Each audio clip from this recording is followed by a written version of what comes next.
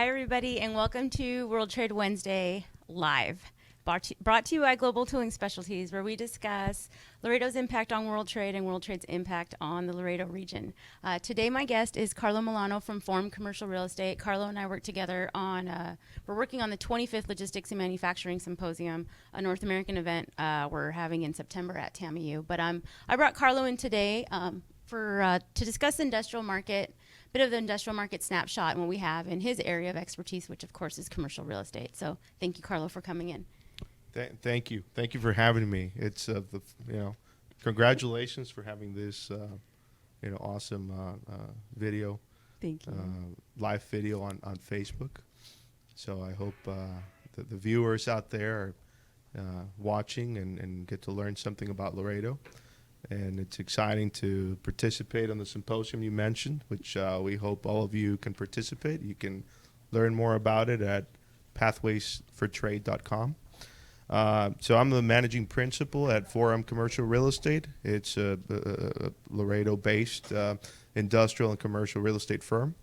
And, we prepare, all sorts of market reports on how the border and in specific Laredo is growing, and right now it's exciting times for Laredo.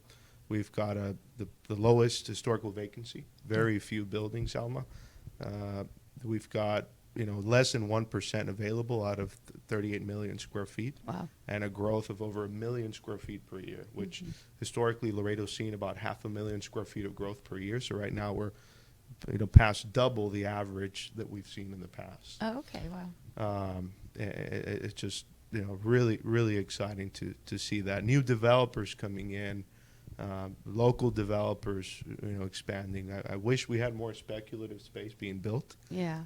But for several reasons, you don't see as much speculative space built. But anyways, exciting stuff. Yeah, and being that it's World Trade Wednesday, I mean the occupancy in these warehouses are international companies. It's not just Laredoans occupying 38 million square feet of warehouse space. What do we have out there? Yes, you're absolutely right. There's companies from all over the world that we're seeing grow.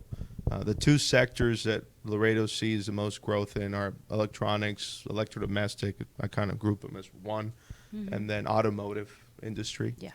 And those are raw materials heading southbound for manufacturing or value added in Mexico, and then you see the full product or the finished vehicle coming northbound again. Huge push from German companies, Volkswagen, Audi. We're seeing a lot of growth from those companies. And then the Japanese, Honda,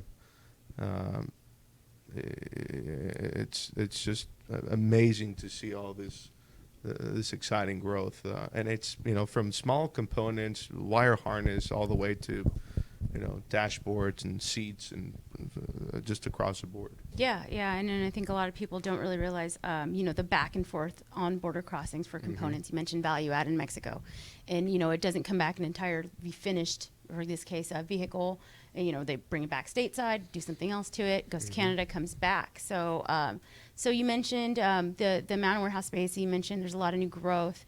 Do you have an idea how much square feet are under construction right now, or Yeah, so I'll talk ballpark about 2017. We saw about 1.2 million square feet get built for new space. This year, our estimate is that we'll finish around another between 1 million and 1.4 million square feet of new space between end users and new development for built to suits or hopefully more speculative. So that's why the question mark of what the size of what we're going to see built. But developers are aggressive. Despite of the NAFTA renegotiations and how companies have maybe not canceled but postponed certain plans of growth, we're still seeing quite a bit of interest and momentum continue from years from the past 2-3 years of growth. Yeah, no, and that's great because I could imagine, the clients that you deal with. I mean, we're talking about years of planning to get to the point where they're ready to purchase and ready to occupy, this warehouse space and this real estate. And I know we had the chance to go on a tour of one of the properties at Port Grande, and that is, it was a 200 acres or.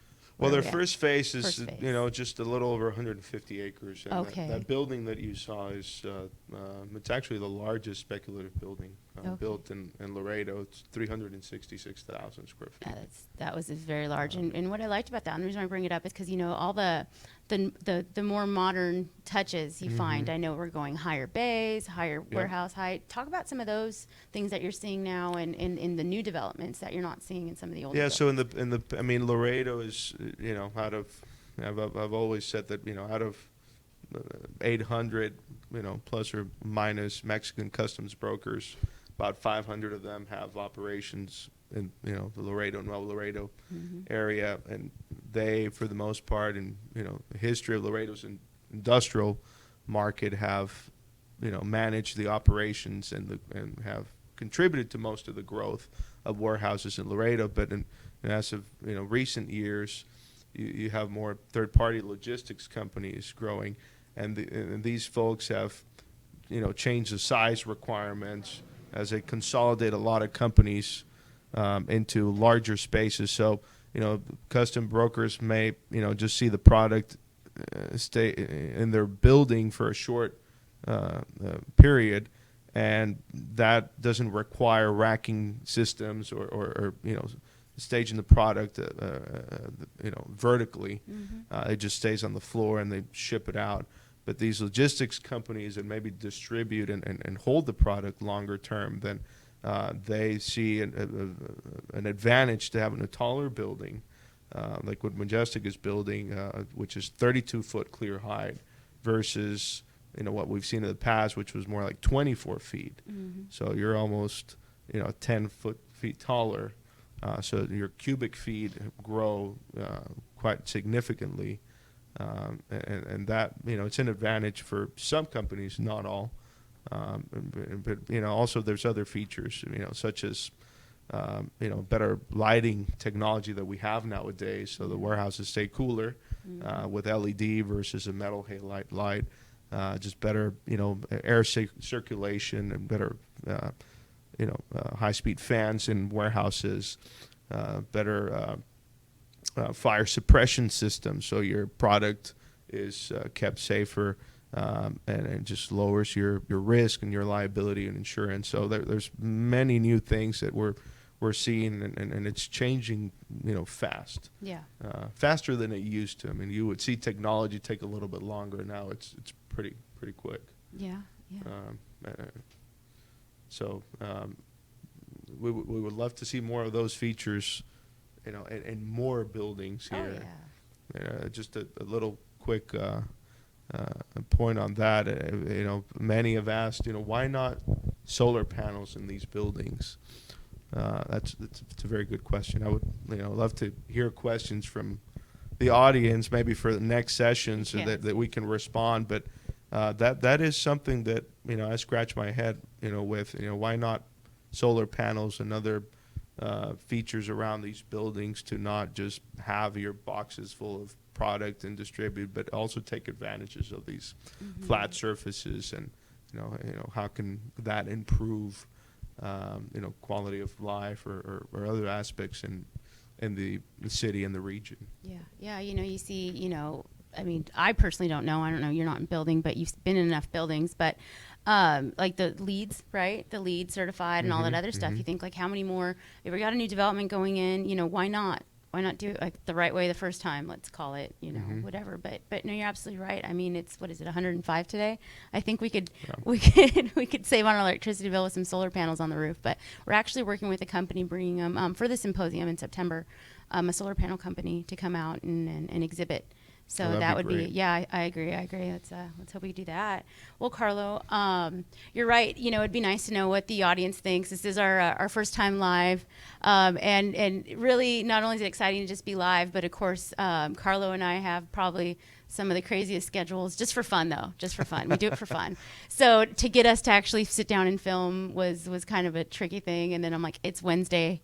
Let's just do it. We have to do it Let's today. just do it. How much? Okay, great. We have, Yep. yeah. No, I appreciate you having me out here. This is fun, and I don't know if there's any questions. I mean, how I does don't this know. work? Do we? Right? Isn't there a live feed? People have the opportunity to comment. Yeah, excellent work, Global Tooling Specialties from Carlos. Yay. Thank you, Carlos. Says, looking great. I'm not proud of you, lady. No questions yet. No questions Okay. yet. Well, I just think we're doing a great job. Hopefully, they can post some that we can answer and have some feedback. But Yeah. this is great because it's all social media is driving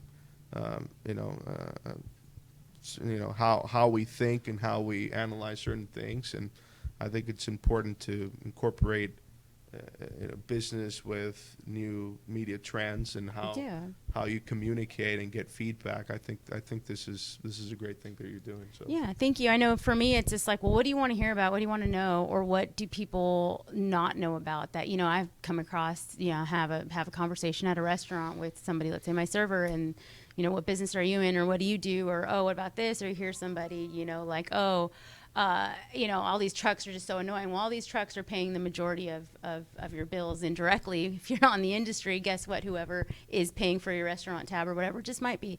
So it's nice to have give people the opportunity to kind of just little quick snippets of what goes on in our daily lives, more or less, and the world trade world we live in.